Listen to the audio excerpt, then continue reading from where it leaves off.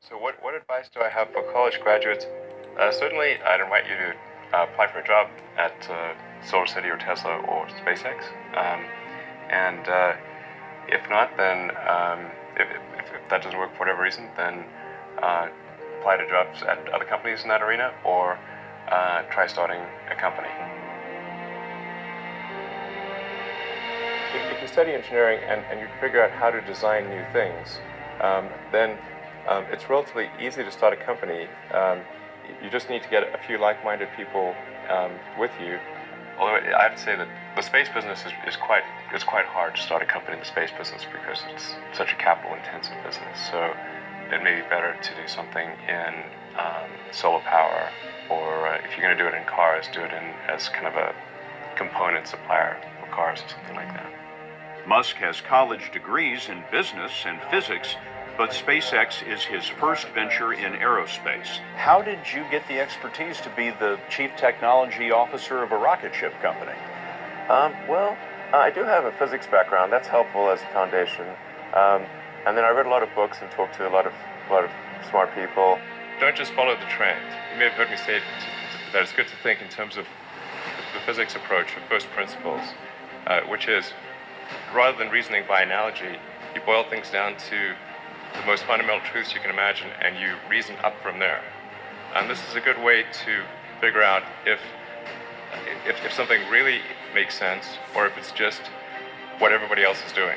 It's hard to think that way. You can't think that way about everything. It takes a lot of effort. But if you're trying to do something new, it's the best way to think. And that framework was developed by physicists to figure out counterintuitive things like quantum mechanics. So it's really a powerful method. And I want to know, what is the one thing that has surprised you about your life?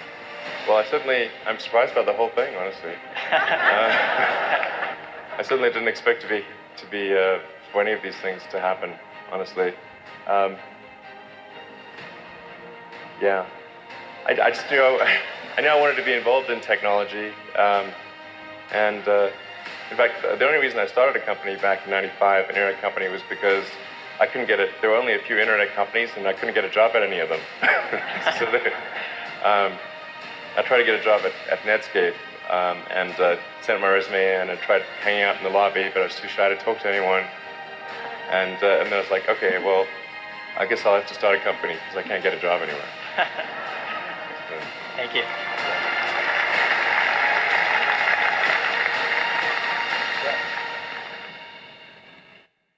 I wouldn't say I'm fearless. In fact, I think I feel fear quite strongly. But if what we're doing is, what I'm doing is, I think, is important enough, then I just override the fear. Mm-hmm. So, but it's not as though I feel like more strongly than I would like. I think also people tend to overweight risk on a personal level. It's one thing if you've got, a mortgage to pay and kids to support, and that if you were to deviate from your job, how are you going to feed your family and pay the rent? And okay, that's understandable.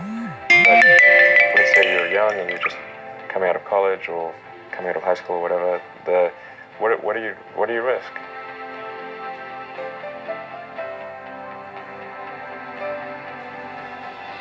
You're not going to stop. I mean, right. It's really certainly not in any kind of modern economy. It's so easy to earn enough money just to live somewhere and eat food. I don't know what are they afraid of? They're mostly afraid of failure, I think.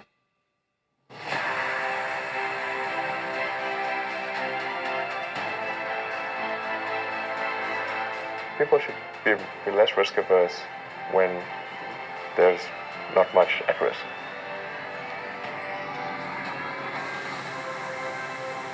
What is education? Like, you're basically downloading data and algorithms into your brain, and it's actually amazingly bad in conventional education, because it shouldn't be like this huge chore. Like, the more you can gamify the process of learning, the better.